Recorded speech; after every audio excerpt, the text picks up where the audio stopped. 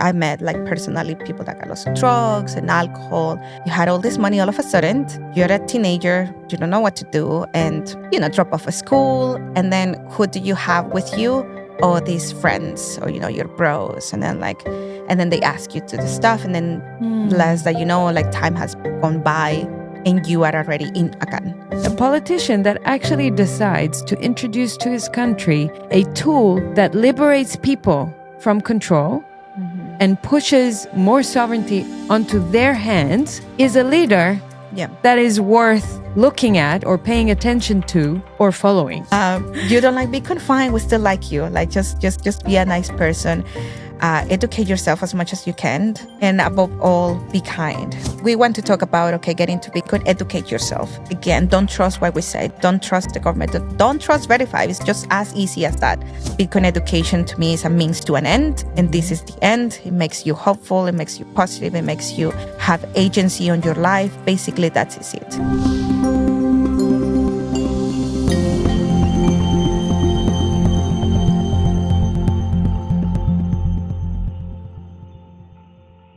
So hello and welcome to another episode of You're the Voice. I'm Efrat. I'm here with you in El Zonte, El Salvador, at the Bitcoin Beach grand, new, beautiful studio.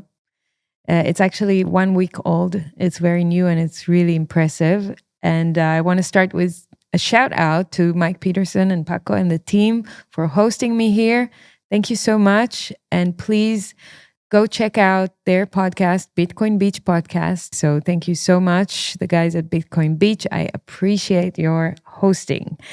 And my guest today is no other than the wonderful Reyna Chicas. Hey, Reyna. Hello, Efrat. Thank you for having me. I can tell you how excited I am, because I've seen your podcast in the other side. I'm like, this girl is great. And now we got to meet. We got to meet in Prague. And now I'm like, it's a very surreal to be here. And it's my country. So I welcome you. I'm happy that you're liking it. So thank you for having me. Very excited for a conversation because I don't know what to expect. Yeah, we both don't know what to expect. This is going to go wherever it's going to go. But I just knew I have to have this chat with you because, I'm here because I wanted to experience firsthand what it's like to be in El Salvador in a time of change, in a time of, I think, a transformation in the world. But I think that El Salvador is playing an important role in this transformation, and it has the potential to lead the way on many fronts. And your boots on the ground, you're actually leading some initiatives here that I think are making a big difference. So I want my audience to be exposed to your work and to you, and because you're such a beautiful person and a soul and everything, I just had to have you on. So thanks for agreeing to come. Yes, my pleasure. So, Reyna, you're the director of education at Mi Primer Bitcoin, or My First Bitcoin, and we've just had a chat with John, who founded Mi Primer Bitcoin, and it was amazing. And with John, I think we dive deeper into the why of the mission of My Primer Bitcoin, like what led him to start it and what has him be on that path towards changing the world by building something new. And with you, I want to dive into your personal story, but then I want to ask you about your point of view about Bitcoin education. Why is it important? What's the best way of doing it? Why you're doing it the way you're doing it, and how do you think that the work you're doing here can then be used in other places around the world to bring about the change that we so much want to see? So let's start with your background. So tell me how you got to a position where you speak English so well, that you have this very open global mindset, that you can travel the world and connect to people everywhere, and you're like a citizen of the world. I mean, I know you're a Salvadorian, but it very much feels like I'm speaking to an international person when I'm with you. So Tell me about your background. How did it all Yeah. start? Well, thank you, because that's a good compliment. Mm-hmm. I think so. Just quickly, El Salvador has always been, a place that in the days we would feel a little bit like trapped growing up, seeing, corruption and looking up to other countries. We have a history of a lot of our family immigrating to the United States. That's like super, super common. Like as any Salvadorian, we all have a family member close or super, super close, like my aunt, my cousins, everybody's up there. And so I will say that it was 50-50. So I'm lucky that my parents, raised me, and to their extent, they tried to give me the best education that they could. It was never the most expensive school, but it was like what they could afford, so I could have better opportunities. And once I talked this a little bit with Mike, that is interesting how I remember that the 2008 financial crisis, even though we were here, it did affect a little bit or financial situation. Why? So I was already in a university, and my dad lost a few jobs, and I was like, okay, so now I'm gonna have to work. It was probably he's gonna help me, a little bit to get into university, and I was like, okay, we're gonna have to find a better job that pays better, so I could help and support, the family. I was still like, I don't know, 18, 19, and just first university. So the call center industry was sort of starting to boom here. And we would hear, okay, yeah, they paid well. I've always liked English, and I always felt like it was like when more or less did it start to boom here? That would be, I will say 2005, 2006. And I was out of high school in 2007. That global companies would open call centers here, yeah. With English-speaking representatives? Exactly. Mm-hmm. And they would hire locals? And they would hire locals, yeah. Okay. We would go to the venue, right? It wasn't a remote job. Mm-hmm. And I remember doing like 2 or 3 times interviews through different periods of months. And I was like, no, your English is not good enough. And your English is not good enough. Really? But it actually motivated me. I was like, okay, so I'm closer. Oh, now I'm closer. Oh, nice. Yeah. So I took lessons. Like I actually went to an academy to learn English. It took me 2 years. Right. And so that's good. You didn't give up. Yeah, no, I didn't want to give up. And I was feeling even back then that it basically opens you a new word, like your language, your vocabulary, everything is one word. And English is another one. I don't know if it happens to you, with Hebrew. So it's like you feel like you have another like block in another entity or something like here in your brain. Yeah. So it was very nice. And it also like, the English is the middle one. Like we met Germans, we met Dutch, but we all like meet in the middle one. So English was the basic one. Mm-hmm. So yeah, I worked there for a few days, a few years actually. Tried to escalate, grow within the company. I was studying psychology, but mostly I like it, but I was like, okay, so this is a career that I can actually do here, like human resources, although I wasn't much into human resources. And you would just try to see yourself where you can actually grow as a person, make a living. And then El Salvador got very dangerous. 2016, 2017 were That's big more years. or less when it started to get worse? See, like 2015, Why? 2016 are the years that I remember we had the headlines, the most dangerous country in the world, literally. Even on top of Honduras, which has always been hard on us. You're the Voice is brought to you by Trezor, the original Bitcoin hardware wallet company pioneering the development of self-custody for crypto assets since 2013, empowering individuals with an open source device, enabling beginners and experts to easily and securely hold their coins. I find my Trezor super easy to use and recommend it to my friends and family. Enjoy my 5% discount on Trezor products by clicking the link in the show notes and using the code FLAT.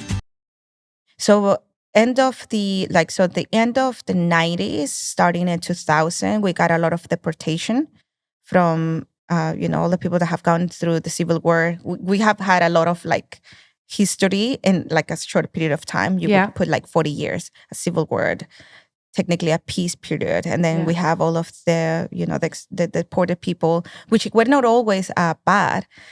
It's funny because they were the ones that sort of started also the call centers, because they will have that native English. Okay. So a lot of them are Salvadorians, but they left when they were 4 or 5. So they basically have the American accent.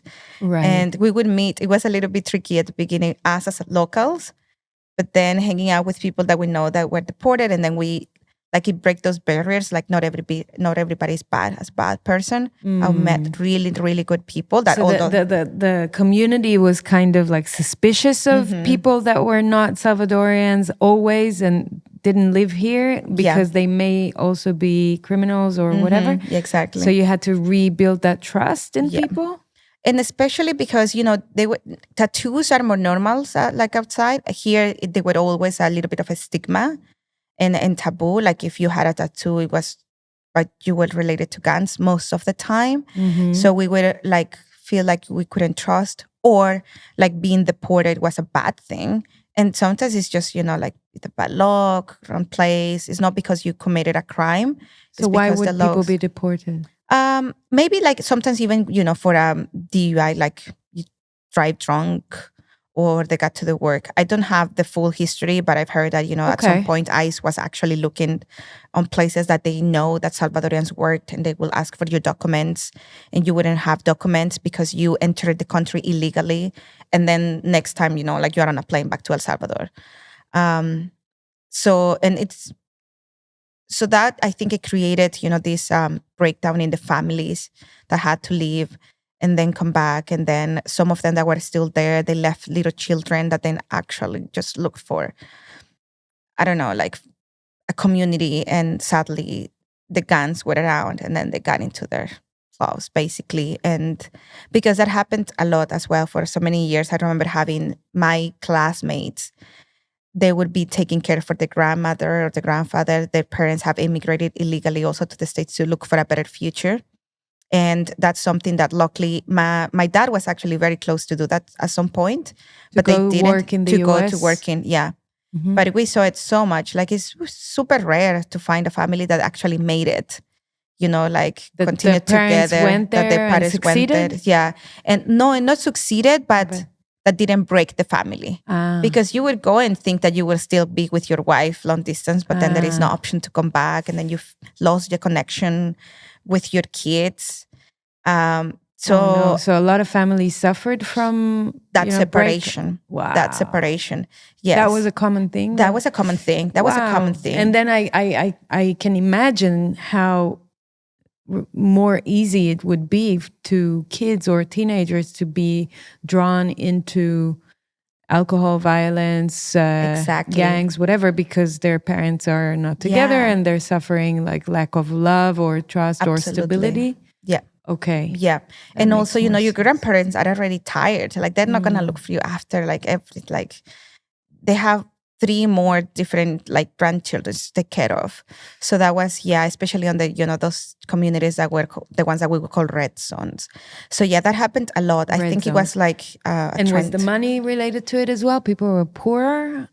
The money was related. It's always been, like a struggle to, it's what they would call a third world country. So I think yes and no, because so your parents go and they are making more money that they will make here. Right. And they just want you to be safe. But then they just send you money, or they send money to their grandparents. Remittances, yes. But you are 13, 14 years old. You really don't know what to do with money. Your parents just want you to be safe. They just want you to be good. Yeah. And I think that's, of course, a way of them trying to look after you by not being here. But then they get lost, like you said. Yeah, I met personally people that got lost in drugs and alcohol very young, because you had all this money all of a sudden. You're a teenager, pre-teenager, you don't know what to do, and drop off of school, and then who do you have with you? Oh, these friends, or your bros, and then they ask you to do stuff, and then less that time has gone by, and you are already in again. Okay, so one sec, just in order for me to complete the picture about the money, when did El Salvador go onto the dollar and lost its own currency? When did that happen? 2001. 2001, yeah. And it's actually called like law of monetary integration. So on paper, technically and legally, we should still be able to pay with our Salvadorian colones from back in the days, but nobody accepted. That's when I learned about Bitcoin and money. Does anyone have it? Yeah, Cash we have it as a souvenir. We have it as a memory of the course. past. Yeah. But yeah, so it was little by little. I remember, and we made mistake on the newspapers. We will get like the conversion sheets, and everybody you would cut it and you will put it plastified on your house so you could know how much was exactly the amount. Like one colon was $8.75. And it stayed like that, like up till this day. But I'm sure like inflation will adjust it. And it took maybe, I would say, a year or two gradually. Like we probably didn't even feel it. All of a sudden we're like, okay, they don't accept colones anymore. So little by little, all the dollars take over. So at the beginning, you could pay with both. Okay. It was still okay. Okay. It just took time. Till the dollar took over. Or dollars, colones disappear, and then the dollar took over. Okay. The dollar took over. Did that help? Because no, not really. It was 2001, and then things got worse. So. Yeah. No. I mean, technically, it was gonna help for, I guess, investment and all of that. I mean, it helped the top. Exactly. It didn't help the rest of the people. The fiat economy. Okay, and then on top of that, did you have a situation of corrupt politicians? And Yeah, we had a situation with a lot of corrupt politicians. So even actually, I was starting like the sign of technically our peace agreement in 1992. And then what we would call the right took over, took that period. They ruled for 20 years. And it was just, one bad after another one. But it was like enough like competition, from other candidates to actually win them. So in those 20 years, they basically, sort of owned El Salvador by land, by properties, by banks. They created actually this, it's technically for you to save for your retirement, but it's private. So they take a portion out of my check if I work, and it's mandatory, that is by law. But if they go broke, or they close off, I lost that money. So I have money saved there for the years that I worked into the corporate world here. They've probably done 3-4 times more revenue with my money than I'm actually going to get of interested. So they privatize, telecommunications. We have public telecommunications. They privatized the bank. We have a national bank. They made it private. Right. So they basically, took over. Took over many assets. And that's how, they stayed in power. And it's because El Salvador is very small. So it's just a few families that, took over. I guess now that's changing. It's more economic, I guess, like development, new families come into place. You already have a company, you go well. So a little bit more spread out. But for so many years, it was just, we knew certain last names that were more the ones that, the elite. The elite of El Salvador. And actually the elite of El Salvador was almost the elite of Central America. So I was really surprised. I was like, okay, we're the smallest one. And the rich people here is some of the richest in Central America. So that was it's a corruption thing. And so I remember that when was this? So if this government I would say like 12 years ago or something, one candidate from the left, he used to be a journalist and was very popular and, would run for president. That's when after 20 years, the left was able to change the power into the government. And we were really happy. I'm not proud of saying this, but it's what you do with the information that you have back in your day. So I don't judge that. But I remember us going, to the streets and celebrate. And finally, he turned out to be one of the worst that we've had. So ever since, I don't worry. We've all been through this. I mean, I've been through this as well. When I was hoping for a change, and here they are promising us the next prime minister is going to bring the change. And I was in the streets fighting for it. And then we won. I was so happy. And then the next one was the biggest jerk in the world. Yes, yeah. And they actually did the exact same thing. It doesn't matter if it was left or right. They were all playing the same game. So that was a lesson for me. Yeah. Those two periods of the left which is in total 10 years, were worse than the previous 20. Wow. I think it has to do definitely, with the dollarization, because at the end of the day, the Fed prints more money. So we get that inflation, but it feels like it. They were as corrupt. They were asked the same. It was just more of the same. And then until President Bukele So what's happening is that the whole society is being debased and being robbed off and stolen from, and there's taxes, local taxes as well, that they pay, and they cannot even control the supply of the money because it's controlled by another country. Yeah. And they don't even understand that they're being stolen from through the fiat system. And you understood that? When did you start to learn and understand that? Not really. I understood, I wouldn't say the part of money, like, we're being debased, but definitely like the hard working class people is the one that always suffers the most. I remember that I watched this documentary, Inside Job, from the 2008 crisis, around 2016, 2017. And it was eye-opening. But the first thing I saw was like, and there's nothing that we can do because this is going to happen again. Yeah. That's all I thought. I was like, I really feel hopeless. Yeah. Not because here I saw that as a global thing, and I was like, okay, like we are the last ones in the chain. So how this is going to affect us? I remember the 2008. So, and the thing is, even the people in the government, they don't even know, about money, how to control it and work it. So they could just asking loans to the IMF and all of that, and just getting their pockets filled with as much as they can. This president was crazy because he would have Ferraris and Lamborghinis. Like, it's El Salvador. Like, what is your salary? What was his name? Mauricio Funes. Funes? Sí, Mauricio Funes. Yeah, Funes. he was. Okay. Yeah. Yeah. He's technically not even Salvadorian now. He's Nicaraguan. Yeah. That it's crazy, right? Like for so many years, we lived in so much oppression that even telling you the name publicly, I'm like, should I said that? Right. Yeah. And I don't think you should be afraid anymore. Not where you live right now. Not where they are right now. I agree. So it's a hard context, and I don't know. I guess I can give it to my parents, or at some point, God.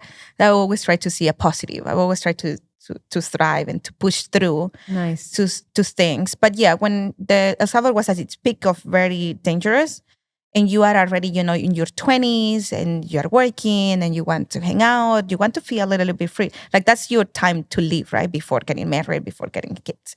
And so I left. I lived in Guatemala for 4 years, from 2017 to 2020. It's like a YOLO period, go. And after a certain period, like Reyna gets serious. So I try to learn. After what? After like that period of, working at hostel. I worked at an academy, also an English and Spanish academy. And, years go by. So we're like, you should get serious, like, what are you going to do with your life? Not a career. I wasn't about more like, if you don't have a career, you are nobody.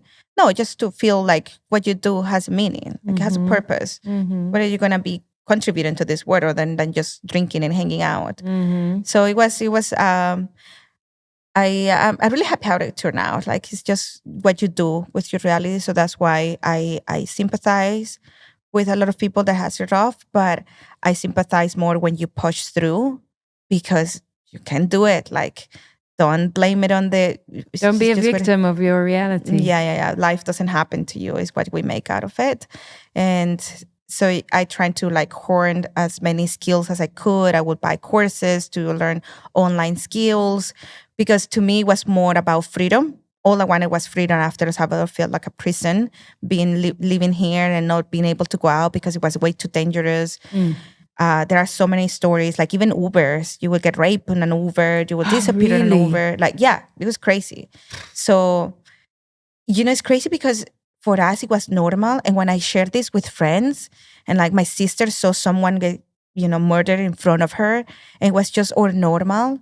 And you would be like, just go, go, go. And the most infuriating part is that you knew who they were and you couldn't say anything, because nothing will happen. Like, they will be out in a week. If so, if not, they will just go after you and your family. So that was the most, that was the I think, because there is no justice. No. There is nothing, how crazy is it that we live in such realities that we get used to the madness and it's normalized into our daily lives. Yeah. You know, I was recording the podcast with Walker while the missiles came in. Did you see that? When I see was, that. did you see that? Yeah, I Okay. shared that with my So family. And I'm talking, and then the missiles start coming a couple of months ago from Iran, right next to my house, and then I jump, and it was very close. And Walker's like, "Let's stop." And I'm like, "No, let's keep going. There's nothing we can do about it because you're used to this. As much as it was weird, even for me, it was strange. I couldn't stop because I don't want my life to stop, and I do live in a crazy place, but that's the way it is, and it's a bit normal. And I think the reason why this went viral is because people got a peek of what it's like to live in such a place where horrible things happen around you, and you need to keep going. Yeah, because you don't want to get sucked into that horrible reality. You want to still be sane and centered, and and happy, and you want to keep going. Yeah. So it's like you're all that stuff around you happens, and you refuse to give up, to surrender to that vortex of energy. You just want to be sane and happy and live your life differently, right? Yeah, and as sane as you can. And that's why, like you said, it's me, but that's very, like, it's rare. So I try to transmit it as much as I can, because I can understand how you can feel like a victim for so long when you see different realities. So within our society now, I will say, like, one of my goals is also then to see that there is hope, and that any government, no matter how bad or good it looks, is not going to solve all your problems. It's on us. Yes. Someone can go crazy. I hope he doesn't, right? Like, someone can go. It's on you, because I feel like sometimes people has a little like honeymoon with a new administration. They're like, oh, but nothing is happening. Like, what have you done differently? If you don't do anything differently, right now, I asked the other day, I was with a normie friend, and he was complaining a bit, but they haven't done this in education. And I know, right? Because I'm inside, like I'm on those meetings that I know when I'm out, I'm like, oh my God, we're changing the future. But they're private. Those are processes that take time. And do it. And I was like, okay, but what do you prefer? Do you prefer how we were? Yeah, I know that this is not done yet, because I know it's going to happen, but it's better. There are more job opportunities for sure, or even the ones that were before, especially at night, companies will provide transportation. So because public transport here runs until 7 p.m. But back in the days, it was not possible because it was too dangerous to go and drop you at your house. Now that's possible. They pick you up, they drop you off. So it's improving. It's improving. It's an improvement for sure. It's an improvement in tourism. It's an improvement in or day-to-day not feeling afraid. You operate differently when you are not on survival mode all the time. Of course. I know. When you're on survival mode, life is very different. Very different. And when you're on thriving mode, oof. Yeah. And okay, so back to 2022, you're in Guatemala? 2000, when did I go? Yeah, 2017 actually, until 2020. I spent COVID there. Okay. Yeah. So you're in Guatemala 17 to 20? 17 to 20, And what made you come back? So early, like January 2020, I was like, this is it. I should change. Actually, even when I was living already there, when the President Bukele was already, like elections, I came back just to vote. Okay. So I wanted that. I know that. Where did he come from, by the way? Was he like known to people here, or he just showed up out of No, nowhere? he was a major before already. So he was a major of Nuevo Cuscatlan, which is a smaller, we call them municipios here. No, that's like the district. District. Like the district, yes. And then after that, he was a major from San Salvador, which is the capital. He did well too. He was already running. Originally, he started with the left party. That's because normally there were just two major. Like in American Republic, there are others, but they don't matter. So he was like with the left. And that's why we were a little bit also more sympathized to him, because he wasn't with the right party from El Salvador. But I think when he started to raise his voice as well, they expelled him out of the party. That's a good sign. Yes, I agree. Yeah, because you are not you're not going to tell me what to do, right? Like, Yeah. I understand. But he was already also popular enough to sort of survive that. I'm sure that they would have tried to shut him down and you're not going to do anything without us. I'm sure. Like, he probably Of course, went through I'm that. sure they try to blackmail him or threaten him or whatever. Yeah. And then, so they also tried, so we have like the main entity of the election that is technically impartial, but it wasn't. So they didn't let him also, I remember, to like drive another party. So he went under another one.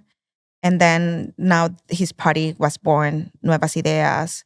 And that's the flag that he, went under. Okay. But it was literally like just about that. So he won in that's how he 2020. appeared. And he won, was it 2020 or 2019, I believe? I don't know. I believe it was 2019. Okay. Yeah, they are for 5 years. I have to check where we at. But yeah, 2019, COVID was a big test. Like, that was a big test, nearly 1 year of government on office. And I got stuck in Guate. I couldn't come back. He was one of the first ones also to close the borders, which is controversial. But at the end, I think it did help. We were some of the first ones to open, and we were open like no Everyone test, can come no in. nothing. Everyone and can it come never got super crazy here. Like, That's it never, amazing. it got just crazy enough. But I guess Yeah. I understand. Yeah, Mike also told me that they did at the beginning, but then they understood that they went too far and they took a U-turn and... See. Yeah, and I understand, at the end of the day, it's just also one piece. You cannot go against the whole world. Yeah, maybe, we're people in the end of the day. Even in governments, you have people. And I think most people were fooled at the beginning to believe that there is a major global crisis. We're all going to die, So I cut some slack to people that did not see it right from the beginning. I didn't see it right from the beginning. It took me a few months to recollect my senses and my logic. But once you do, if you do the right thing, then it's fine, We all make mistakes. We're humans, so. Yeah, absolutely. Okay. So that was it. So I went. So that was it, right? I was ready to come back, and then COVID happened. So I was already there. I was like, okay, so I might as well. So you stayed. So I do basically feel like I sort of lost a year, but no, because that was the year of awakening. Okay, that great. was the What year happened of awakening during that year? COVID. Then it was quarantine. I was like, okay, when are you gonna have time to learn and do nothing more than just be inside? So use the time. I believe I heard about Bitcoin late 2020. I saw it on a show. I look it up. I saw it on Grey's Anatomy. Recently, I was overwatching. I was like, this is what I saw it. And I took a picture. On Grey's Anatomy? On They Grey's spoke Anatomy. about Bitcoin? They spoke about Bitcoin in 2017. I have to find that piece. On 2017. I love Grey's Anatomy. Yeah, it me was too. Such a great show. I'll show you where, because I took a screenshot in the video last time. I'm rewatching it. I normally like to have a show that I don't care. I just have there to have my That's meals. so funny. Okay. And they, on an episode that they sort of hacked the hospital, I don't know what happened, they were asking Bitcoin. And I made the math. I was like, they were asking Bitcoin, I don't know, 5,000 Bitcoin. So back then, because the guy says, oh no, that's like $20 million. And I just checked it out last week. If that amount of Bitcoin that they were asking, it was nearly 390 million now. Oh my God. They were asking it from whom? From the hospital. So some hackers were asking Bitcoin. They wanted to do a ransom? Like yeah. So they hacked them, and instead of, money, like... They asked for Bitcoin. Yeah, they asked for Bitcoin. Good script writing, okay. So if you know it, Bitcoin like... is for criminals. Yeah. That's where it goes, I guess. But yeah, Dr. Bailey... I bet it was part of the propaganda to get Bitcoin a bad name. Like, we do a ransom. You're right. Yeah. Didn't see it that way. I'm sure it was FUD. Okay. You see? Yeah. That's what they used to hack you. Yeah, Hollywood is known for subliminal messages like that. Okay. So that was one. And then I believe I probably asked my brother, because I always feel like it was my brother the one that introduced me. But I knew that somehow I had listened until now that I watch it again. It's like, this was it. I heard this name and I was like, what's that? And he actually says it in the source. It's digital money, and like, it's $20 million now, because Dr. Bailey was asking, what is Bitcoin? I was like, why he keeps saying... Isn't like Bailey Bitcoin? the hot, good-looking guy? No, Dr. Bailey was the director, like the black woman that was the chief of the hospital. Yes. Yeah. Okay. So, and so he many says, hot, but even good-looking men in that show. the show, that's where I started. Like, you see it for the trauma, but not really. Like, not really. We know what's good for you. Yeah, go on.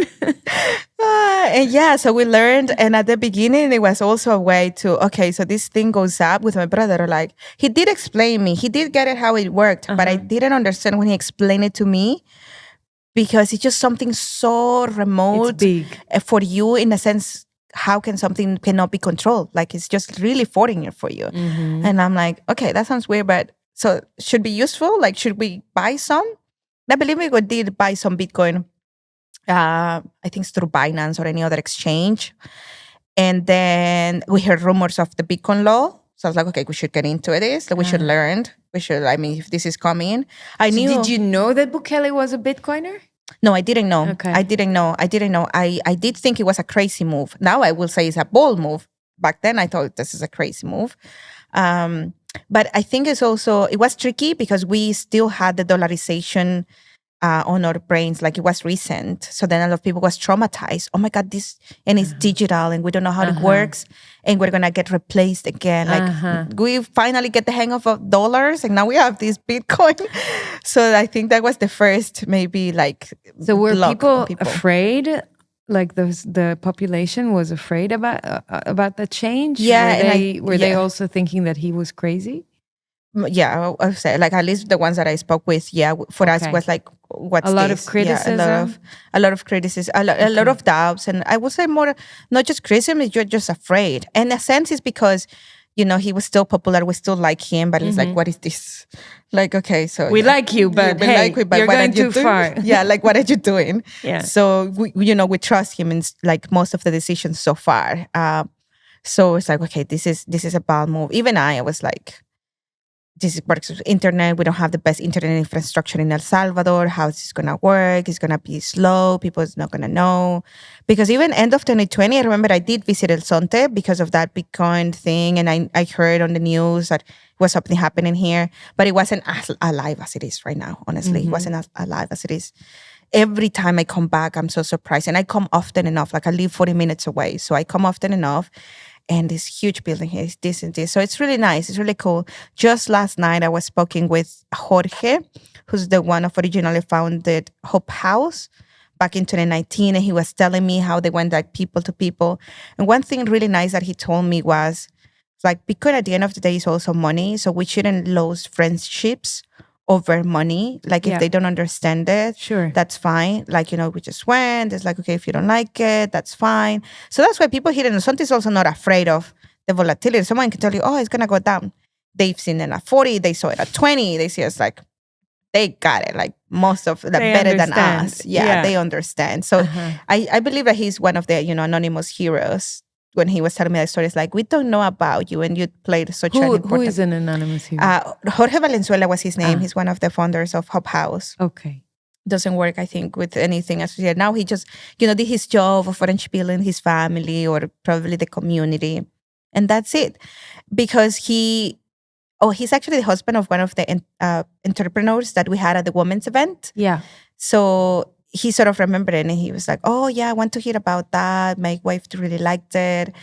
And that's how we sort of connected. He didn't know, like, what was I doing? And it's like, I can imagine, back in the days, nobody wanted. And now we have Bitcoin for kids. Now we have, women in Bitcoin. So all of this is going and we're like, it's happening. He's like, it's happening. Like that boom that we wanted and that we didn't see, it's happening now. And which I can see. This was my third year at adopting Bitcoin, and I can see the swift.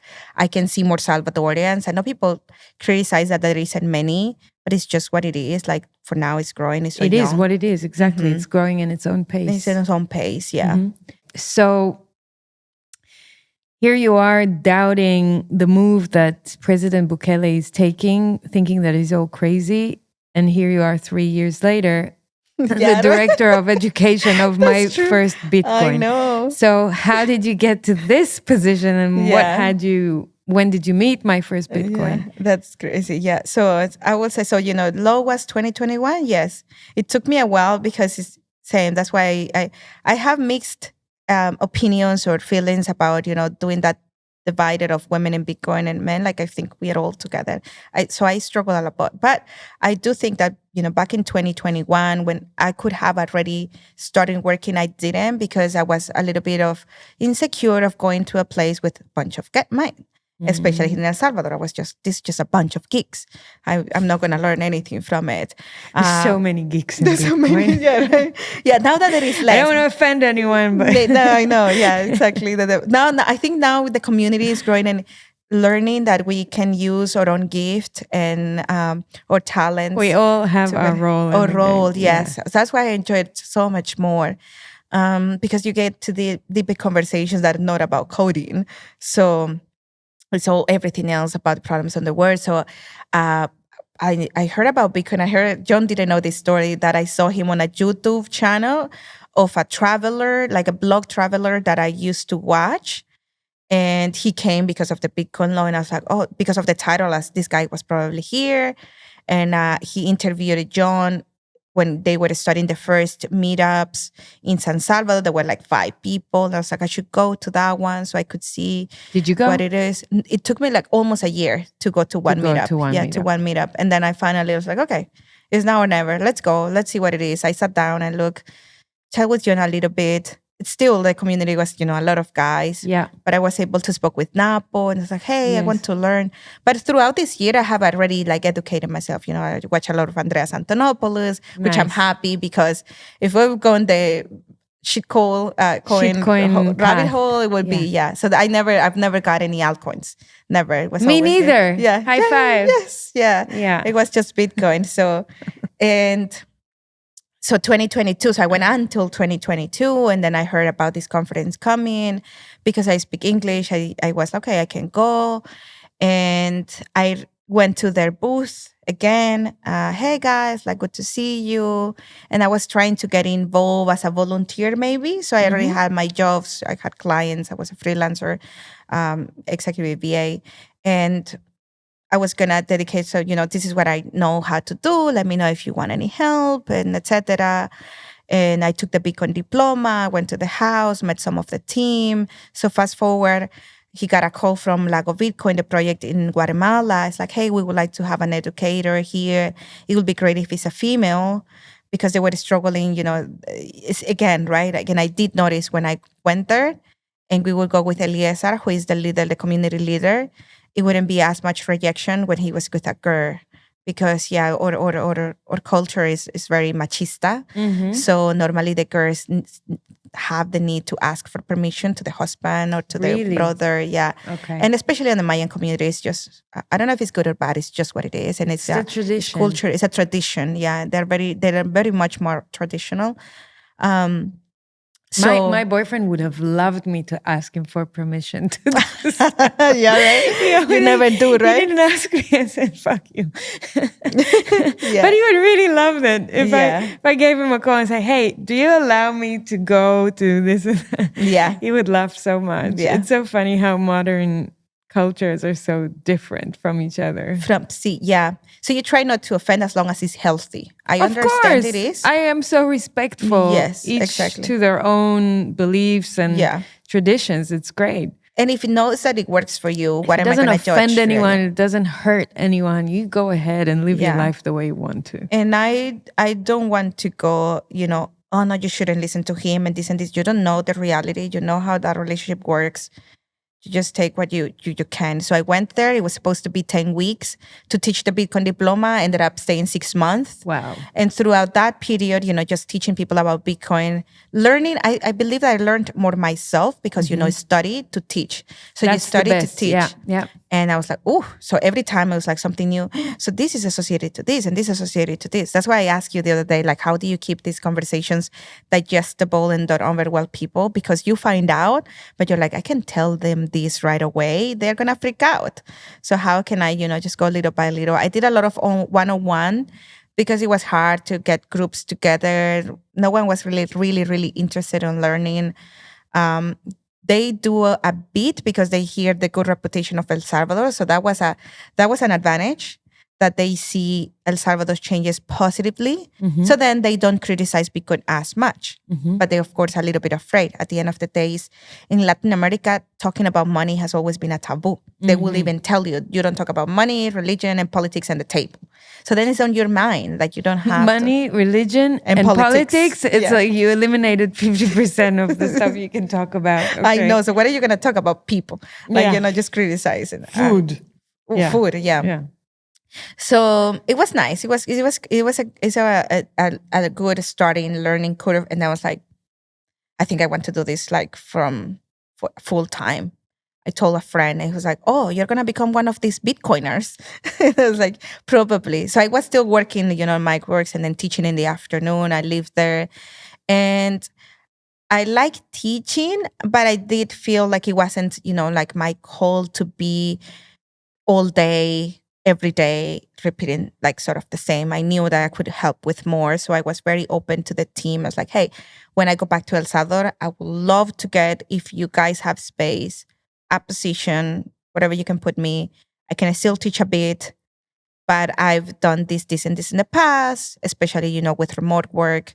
I like a little bit of freedom, so I don't want to feel like tied to a schedule. And they were like so supportive in the sense, yeah, right now we've seen your work, we've seen what you do, we've seen that we put you something and you just, because I tried to redo. You make it happen. Yeah. And then while I was there, I did, so technically I was just going to go, for Bitcoin Lake, but I was in touch with the team here. So whatever they needed, like presentations or, graphic designs, things like that, I was available. I was like, let me help you. Like, I can do that. Like, I have time. No worries. Someone will cancel a class. And I was like, oh, yeah, I can help with this. Or translation. So that's how it started. I've always, I'm happy to educate myself, but also learn from other people. And one of the things that I think I was craving in my life was like a good group. I was like, I was reading a lot for the past 2-3 years that it's very important for you to have a purpose in your life. Like if you like happiness, that's what it is. I was trying to find out what are we here in this world for, and okay, but what can I do? How am I gonna make a living and have a purpose? We always associate like making money for the sake of making money. Then it doesn't matter what it is. So you just go after the money. I didn't want that anymore. I want to work on something that I will also do for free. Like no matter what, like it's Bitcoin education or whatever. So you just do it for free. And yeah, that's how I ended up. So I was like teacher a bit, then a little bit of a teacher lead. And then they asked me to be, to join the board, which it was a little, one of these times where you really have to trust yourself and like they're seeing something that I'm not seeing in myself, I guess. Yeah. I know that. It was very humbling. It was very honoring. And so, 1 year later that I attended my first Bitcoin conference, which was here, I am speaking at the opening of that conference. And for me, it was like, oof, what the heck happened in 1 year? But I believe it's definitely the people that you surround with, what you do with your life. It just creates so much positivity and not toxic positivity, like real change personally. And for me, that's empowerment.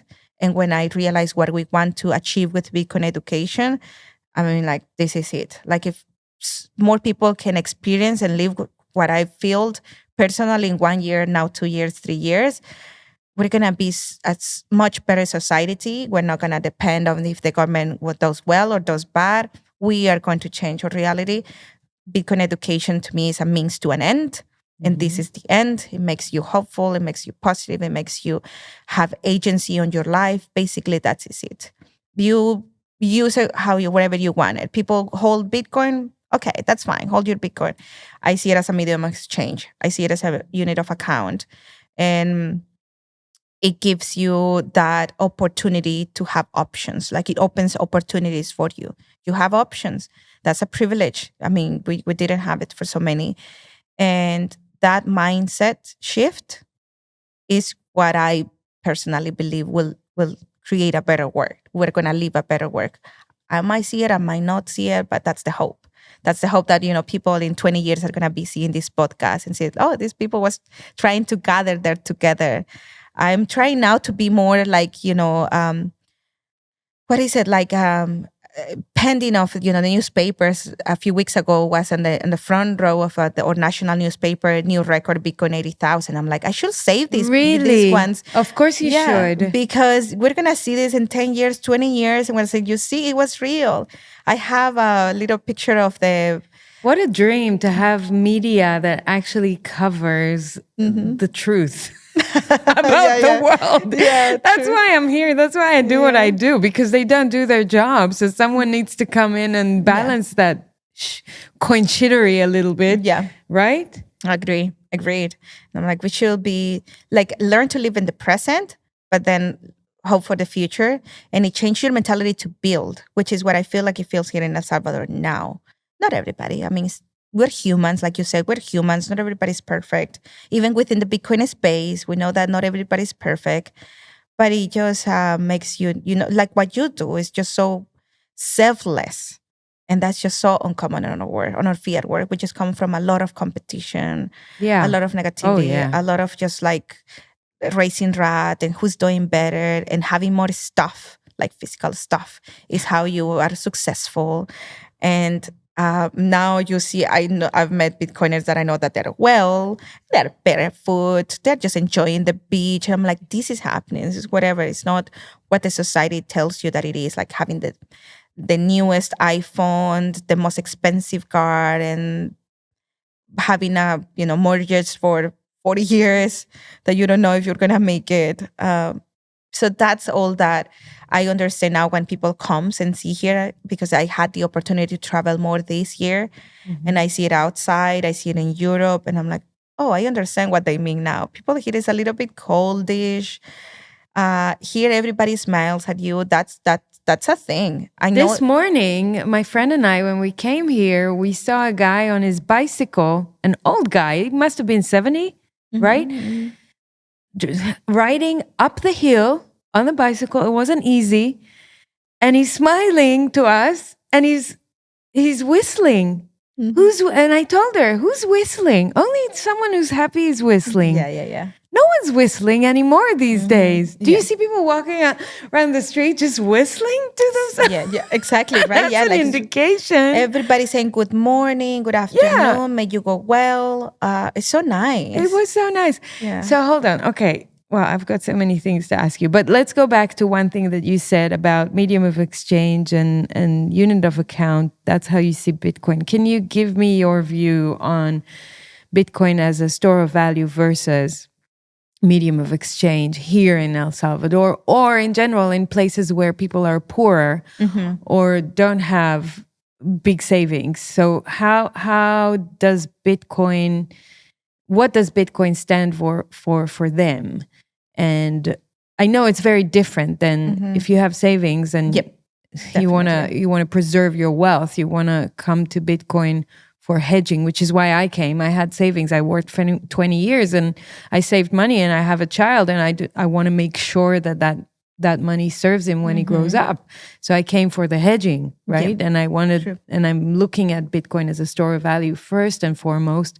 But then I almost didn't use my US dollars in this trip at all, because I'm using my Bitcoin as a medium of exchange as well everywhere. So yes, I think maybe one mistake that sometimes we do once you are like full Bitcoin maxi, if you want to call it that way, especially as an educator as well, is we know Bitcoin is amazing and all of this. People don't know. People need to solve a problem for them in order for them to at least give it a chance, give it a try.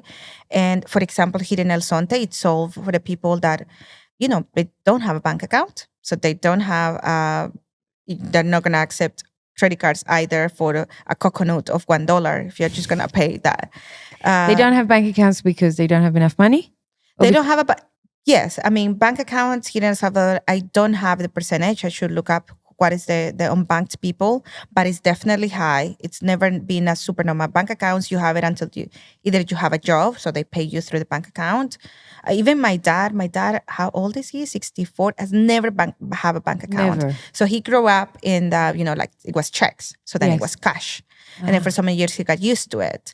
And then he worked on his own, so he always received cash. Okay. So it's doable. It's a very still cash society. Okay. Until recent years that, now it's a little bit more the debit Digital. and credit cards, and digital and transfers. They still throw like if he is getting a transfer for a job, he sends it to my account. It's like I'm gonna deposit it. He doesn't even bother. He doesn't even want to bother to open a bank account. Okay. And so that's why. So it's both the mentality and the fact that people don't have enough money to put in. Yeah, exactly. You need $20 at least to open a bank account, and then why would you? Like, what are $20 these days? Yeah, you just receive. I'll give it to another entity that will take some of that little money that I have. Yeah, okay. Yeah, exactly. Like little money that, and we haven't even had like really bad bank runs situation here. There's been some in Guatemala where it goes broke a few months ago. Last year, one of the main banks here was having troubles with his online stuff. Like you couldn't access to your online bank account or even the ATMs. And I was really scared because I started to see the lines of people trying to withdraw the cash. And I was like, if this continue happening, it was really bad. Like he was one of the main banks of El Salvador. And if they don't fix that, people is going to freak out. My mom did. My mom had his gun and he took it out of it, like all of it. And I was like, shouldn't know. But I understand her fear. I said, this is not working. I need to withdraw my money. And that's when I also told them, just have Bitcoin. And they started saving. They had saved more in Bitcoin than fiat these days. Good. And so, but at the same time, I do see it as a sort of value. Absolutely. I save all that I can afford that's going to be my savings goes to Bitcoin. Keep a little bit just like emergency so I don't feel like I have to withdraw. But I think it's at the end is financial education as well, like financial, not just Bitcoin, but like financial. You need to know how much of your paychecks for savings, for this and for the other. So you don't feel like crazy about also, I didn't buy enough Bitcoin. No, you're just buying what you can afford. And that's it. But here, how am I going to get someone into Bitcoin if I don't ask them to accept? Or if I don't ask them, do you take Bitcoin? Do you accept payment to Bitcoin? So at least to start the conversation, right? To start the conversation. And that's why for me, it's very important that it's a medium of exchange. I understand that's a privilege for living in El Salvador because we have Bitcoin as a legal tender. Absolutely. That's not the reality everywhere. And no judgment. So, but here, I can pay my groceries with Bitcoin. I can pay my electric bill, everything. So then why not? To prove, we're trying to move on from these words. So we need proof. And this is the proof. Bitcoin works as money. You accept me Bitcoin, then I pay you for whatever you want. And it's that easy. Imagine in which country you can go buy a house and in 10 minutes internationally, because with wire and everything, it takes 3 days for you to make a transaction. And here in 10 minutes, your money is there. The house is yours. Like that's it. And then on my private Bitcoin, as a unit of account, I'm learning. But in my first Bitcoin, we have a Bitcoin only policy. We only pay, so if we receive donations in Bitcoin, they stay in Bitcoin. We don't change it to fiat, like volatility and everything. No, we want to make sure that we prove that a new world is possible. So of course it's tricky and it's challenging. And I'm not the expert, Roberto or Treasury is, to have a balance sheet on Bitcoin. I get paid my salary. We paid all salaries on Bitcoin. So there are people is, starting to understand. Even the newbies, it's tricky because when they are not Bitcoiners, and then if there is new people that we've hired for a role that, it's not necessarily a teacher, it's like, but I'm going to get paid in Bitcoin. How does that work? How am I going to pay my rent? And then so we take them through that.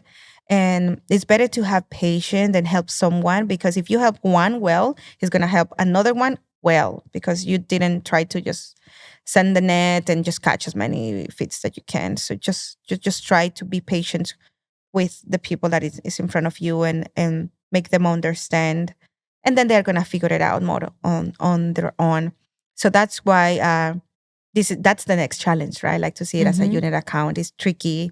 How do you have a whole accounting on Bitcoin?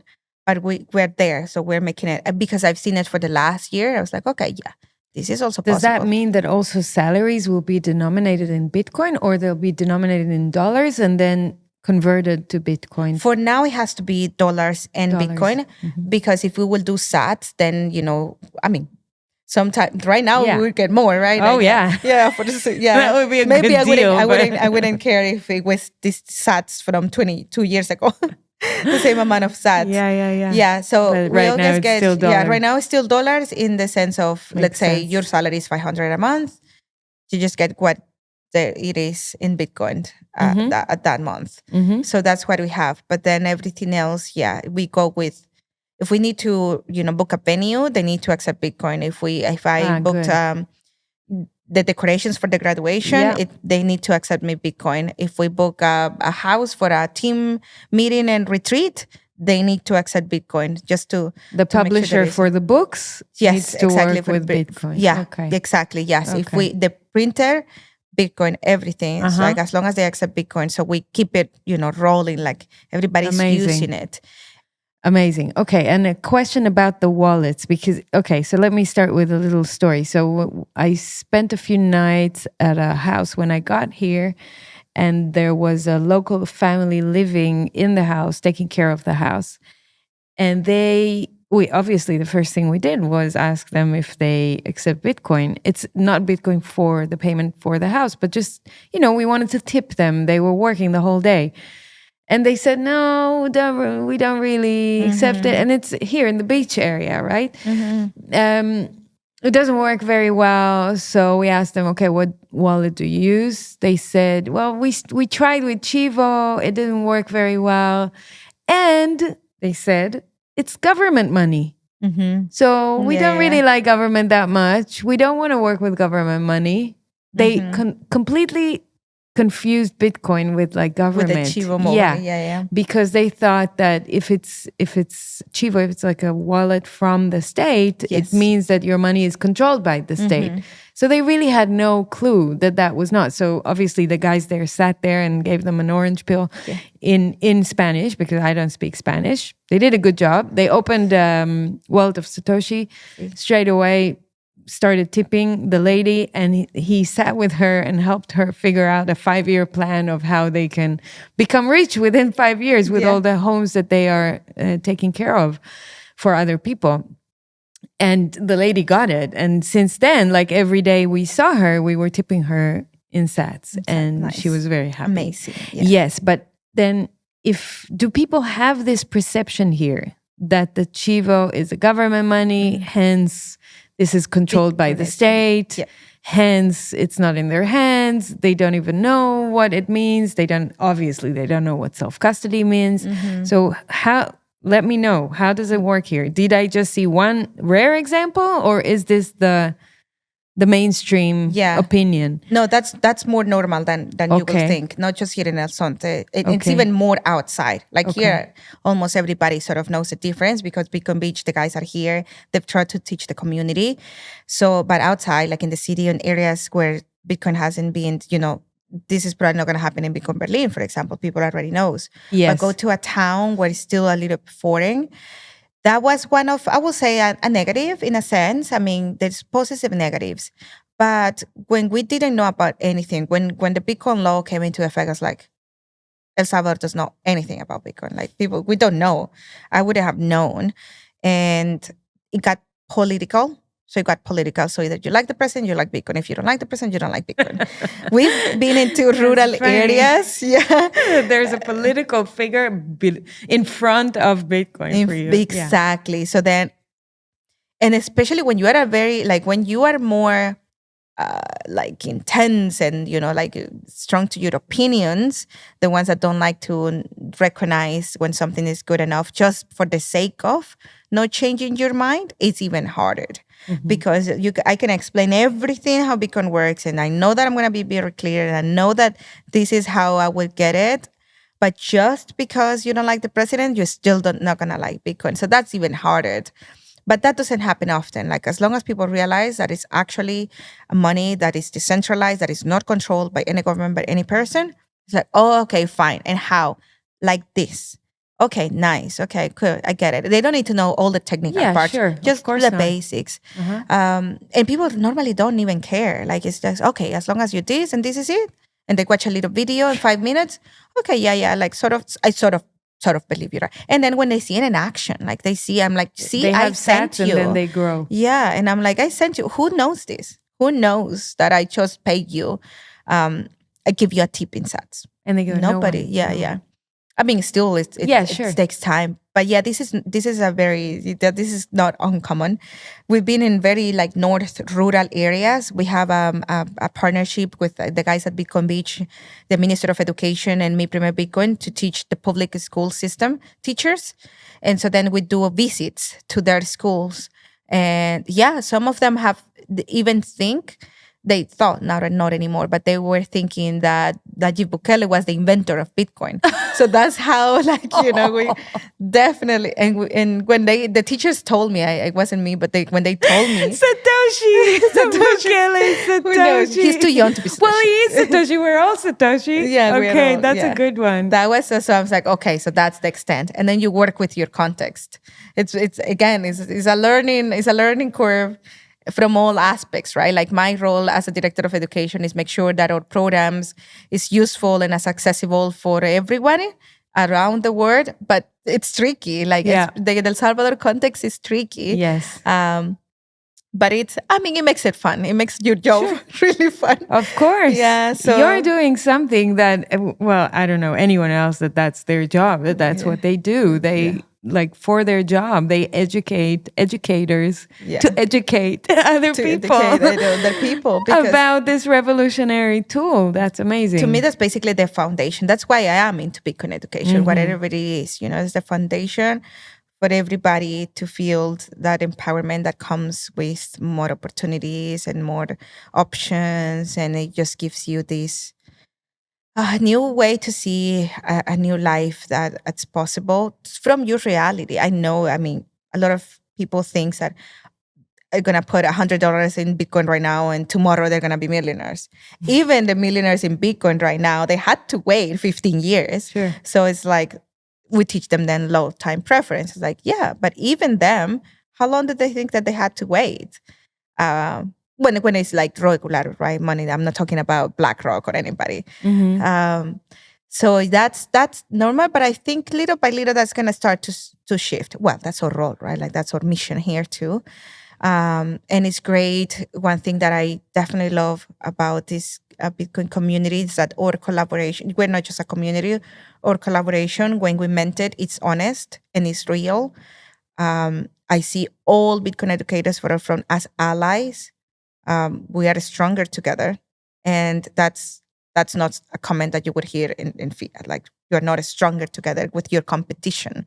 And it's great that we have competition because it makes us thrive and better. It's like, okay, they're doing this. That's nice. What can we do then? Like, for sure. And to that's why we want to also stay as an introductory Bitcoin education.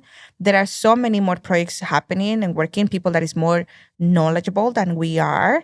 Yep. So we're like, okay, so now you can go to them and next one and next one because you trust them. So you're like, okay, no, they're doing well. Like, I'm gonna send them. If you want now to learn go to coding? BTC sessions. Exactly. You go to BTC sessions. We have coding programs here too, like Total Goals, Donation, Cuba Plus. And not everybody's interested in the technical side of Bitcoin either. Yeah. So that's why I think it's amazing what you are creating and other women in the space are creating, because they show you that you don't have to be just such a technical person to work in Bitcoin and to just, raise your voice and do your part. But see, yeah, that was a long response. No, that's a great response. Can you give me an example of something you've seen happen with children here, thanks to Bitcoin? Or thanks to the work you do at My Premier Bitcoin? Yeah, let me think. We have a few good ones. Maybe not with the children, but one that is it's good that we still use. He's one of our teachers. He is a minister, like he's a pastor, he's Christian. And he, for many years, has been one of these people that just by default doesn't like the government. And when he heard, about Bitcoin, this is a scam. He have shown me on his Facebook, like the old post. I was like, this is what I would post before. Like, oh, haha, look at, the Chivo wallet, how they're controlling your Bitcoin. That's corruption. That's laundering money. And when he heard that we had an open enrollment at the government, some of the governor's office not everywhere, but we have good relationship with some of them. So they lend us the space. Yeah, give a Bitcoin class here. And he went just to have more arguments to fight about Bitcoin. It's like, okay, now I'm going to learn what these people is teaching and I'm going to go. And he's one of our teachers now. He's one of our more passionate teachers now. Yeah.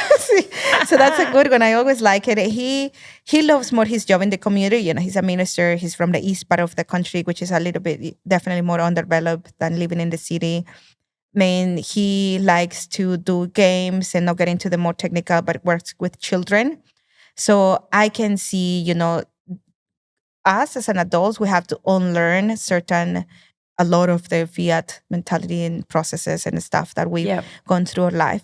Kids are not going to have that problem. They use the Tianki cards. They use the Blink app, which is very easy. They go and, especially these days, these kids, they teach me how to work the phone. Oh, yes. Yeah. So for them, that's piece of cake. Yeah. And I'm so happy to I'm like, they are going to create. That's the low-time preference in education as well. That's not the shiny that you see from conference.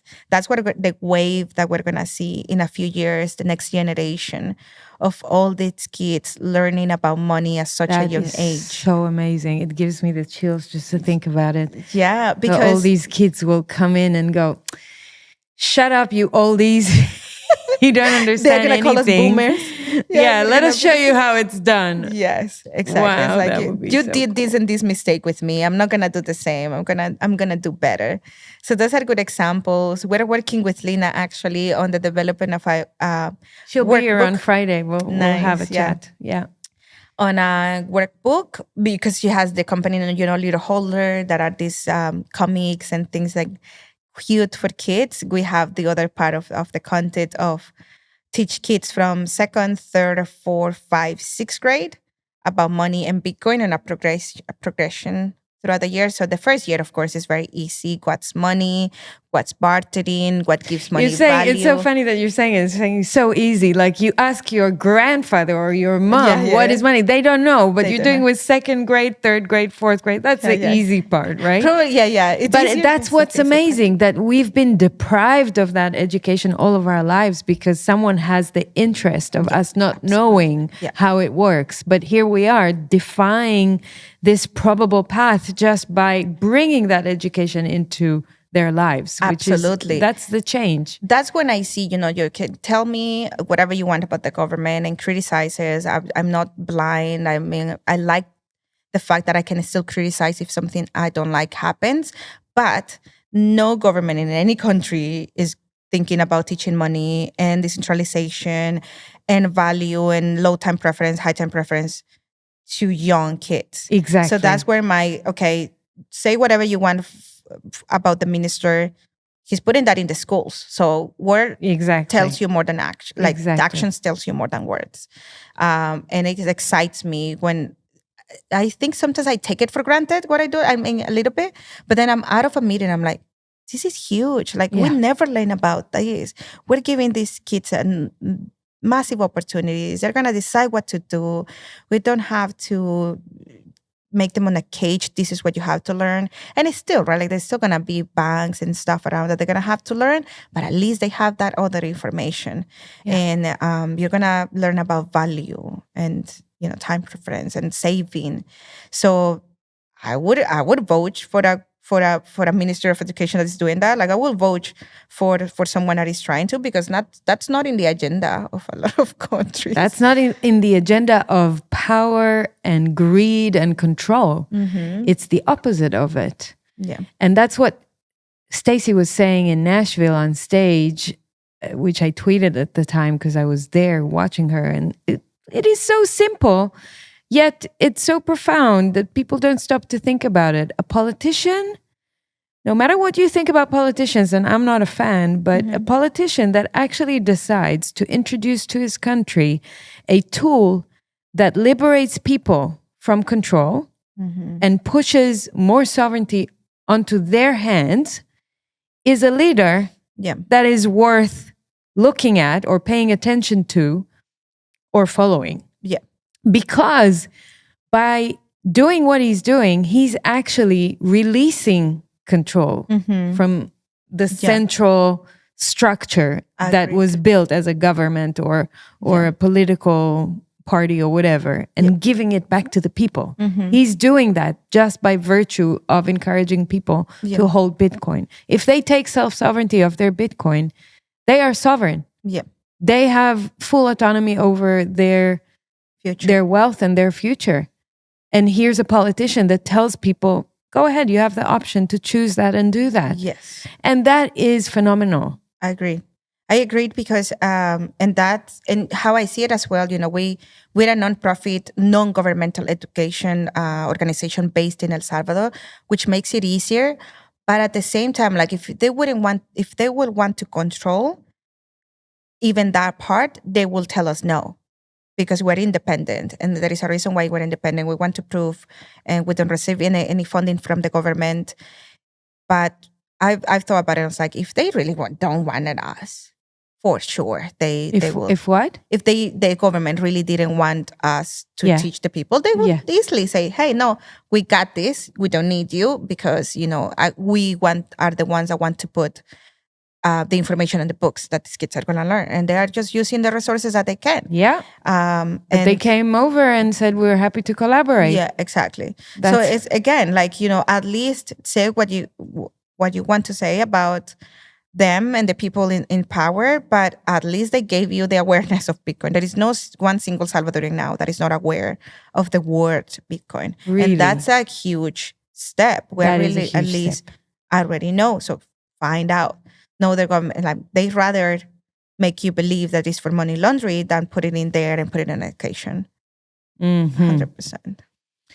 Or like the vice president or vice governor of the Central Bank of Israel said in a recent article, he said, no Satoshi Nakamoto is going to take care of your money. It's going to be the central bank that you love and trust and appreciates. Oh, wow. Yeah. It's like, no, don't worry. No anonymous someone that you don't know is going to take care of your thing. It's going to be us that you trust and love. And it's like, seriously? Seriously, yeah. The boldness. Seriously? And look how desperate they are that they have to, they feel threatened that they have to shame something else that they're afraid of because they know they're losing control. So it's like, don't worry, it's us that you trust and love.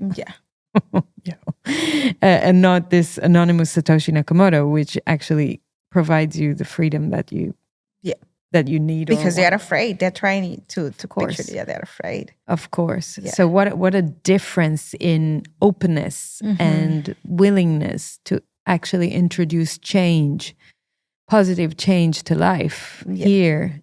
Versus most other countries around the world still.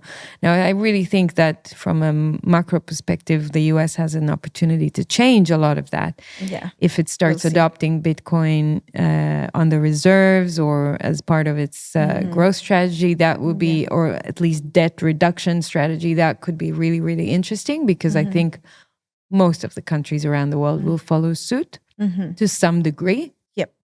So, and then I think you guys are going to be super busy because everyone's going to come knocking on your door saying, okay, we have to do this because the US is doing it and they kind of force us. So can you give us some knowledge and information? So you may start to see a lot of delegations of foreign governments or, people related to implementing these kind of policies here visiting to learn from you guys. Absolutely. And we're actually seeing it. We've had calls only in the last 2 weeks with universities or education institutions that are independent from Colombia, from Honduras, like in their own. Like, we found you guys in the internet.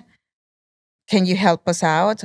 Universities? What you've done. Yeah, one was a university, like a higher, it wasn't a university, but it was like a higher education.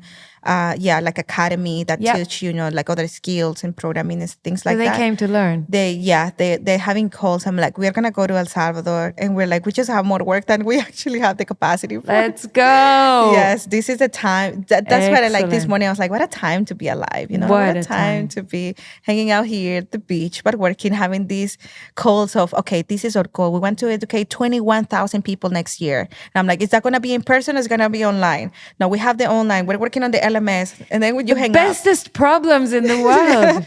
Yes, That is so amazing. It is good. And we just want to share this enthusiasm with everyone. Like, this is not fake. Like, we really love it, and we would like to have as many people as we can on board with the skills that you have, because we need it. Like, you're gonna feel happier. You're gonna feel more fulfilled.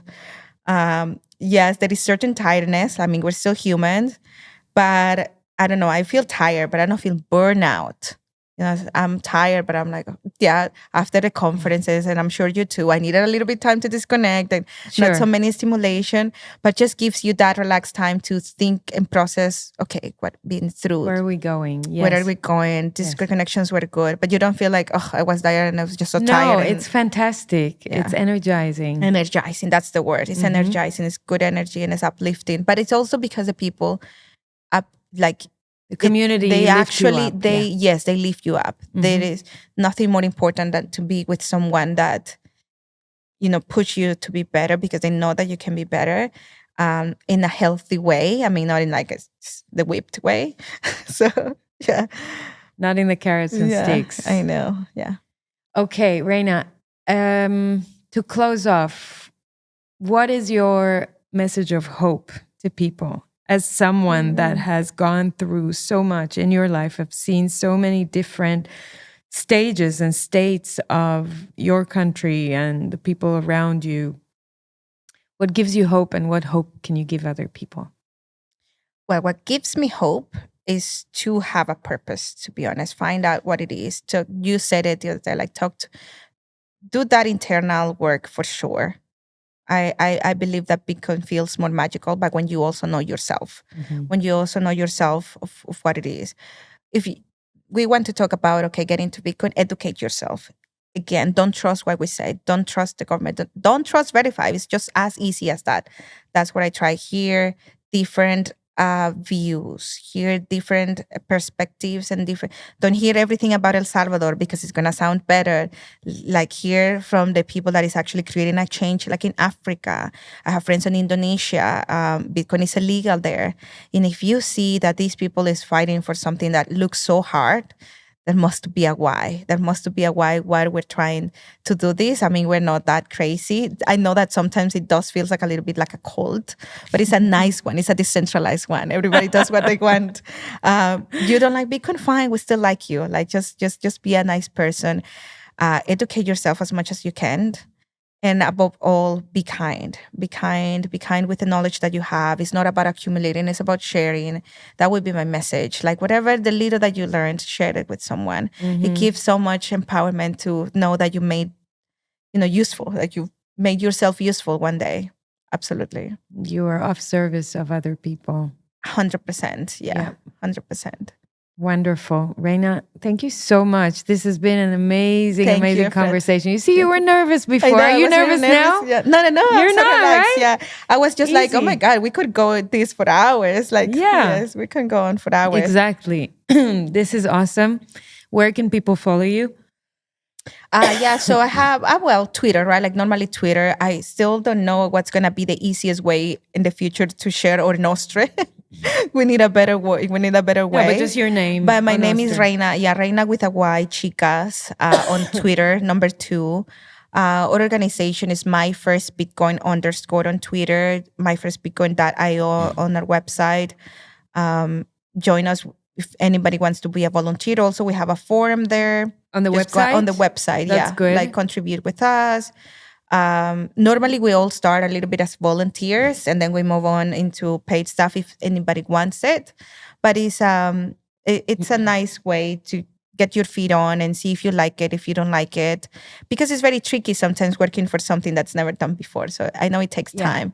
It takes time for you to adjust yourself, but my advice is that always give it a try. It's an amazing journey. Do you have I forget the word. Not adolescents, young people. Why did I forget the word? Instagram? No. I mean, can young people volunteer with you? Teenagers. Oh, teenagers. That was the word. I thought you were like forgetting. So far, nobody has. Normally, they do only if it's, like an in-person, like a conference stuff. And so, we have this space for Bitcoin for teenagers then, yeah. There is the tricky stuff, with underage. So we don't want Correct. to, yeah, For yeah. working, Yeah, and it has to be, like permissions and approvals from the parents. If you're an under 18 and you want to do it, but your parents don't give you permission, I'm sorry, we can't yet. Yes. Yeah. Of course. But if, your parents are Bitcoiner and you want to help, absolutely, yeah, come along. Yeah, and you guys have meetups? We have a community events? What do you do on a regular basis? So in El Salvador, we have, so there is a monthly meetup every last Thursday of every month, except for December. That's the only one that we don't do because it's the Christmas time. But all year round, always last Thursday of every month, and any venue in San Salvador. It's not, we run about 2 or 3 because our goal is that more businesses accept Bitcoin. So we go in, we tell them you're going to have 50 Bitcoiners here that are going to spend on a Thursday night if you accept Bitcoin. And then that's how we go. Emilio or planner event is great. It goes to the businesses. It's like, I'm going to have a good. Yeah. So that's the communities. We have an open house. We have an office house in San Salvador in Escalon. If you look at Google, that's where the address. Just look for Mi Primer Bitcoin. And Google, it says the address. And the house is like sort of a house office, classroom. And every Tuesday, you can go in the afternoon, 1 to 6. Because it serves as an office. Hours? Open hours, yeah. I mean, you can go technically any time, but sometimes the team is working, so they might not give you time. That's the time that you can go, ask any questions, check our merch, check the books if you want to get it. If you don't want to buy it, it's free on our website at the PDF, Bitcoin Diploma. We're trying to now launch an introductory class. We're going to put the guide for it. So if you want to teach it, go for it. All our programs and resources are open source and are free on our GitHub, which you can find through the website. Awesome. And you are too. Thank you so much for this. I appreciate it. Thank you. It was fun. Yeah, it was fun. Thank you, Frat. Pleasure.